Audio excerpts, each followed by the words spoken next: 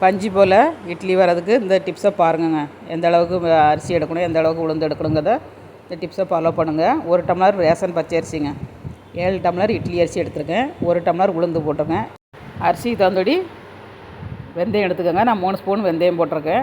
தனியாக ஊற போட்டு நம்ம அரைக்கணுங்க. 1 மணி நேரம் தான் இட்லிக்கு ஊற போடணும். இட்லியும் அரிசியும் உளுந்தையும் ஒவ்வொரு மணி நேரம் தான் ஊற போடணும். அதேமாதிரி வெந்தயம் வந்து 1 மணி நேரத்தில் ஊறாது, வெந்நீர் வச்சு ஊற வச்சுக்கோங்க. இல்லைன்னா ஃபஸ்ட்டே ஊற போட்டுக்கோங்க. இந்த டிப்ஸை ஃபாலோ பண்ணுங்கள். இப்போ வெந்தயத்தை நம்ம ஃபஸ்ட்டு அரைச்சிட்டு அதுக்கப்புறமேட்டு நம்ம உளுந்தை ஆட் பண்ணணுங்க. வெந்தயம் கொஞ்சம் அரைஞ்சதுக்கப்புறம் நல்ல உளுந்த மாவு மாதிரி உப்பி வரும். அதுக்கப்புறம் நம்ம உளுந்தை போட்டோம்னா நல்ல மாவு உப்பி வருங்க. நார்மலாக நம்ம எப்போதும் அரைக்கிறது மாதிரி இல்லாமல் டபுள் மடங்கு மாவு வரும்.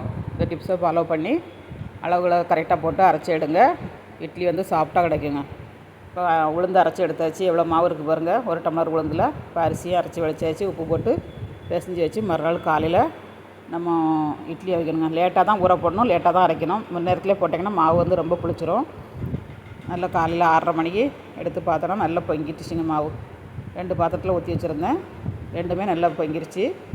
இந்த டிப்ஸை ஃபாலோ பண்ணுங்கள். இப்போ இட்லி மாவு ஊற்றி நம்ம வேக வச்சு எடுத்துக்கலாம். சூப்பராக கிடைக்குங்க உங்களுக்கு.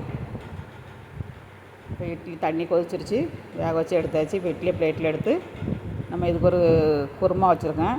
குருமா வச்சு சாப்பிட்டிங்கன்னா அவ்வளோ ஒரு டேஸ்ட்டாக இருக்கும். குருமா வீடியோ வரும் பாருங்கள். சூப்பராக இருக்குங்க டேஸ்ட் வந்து.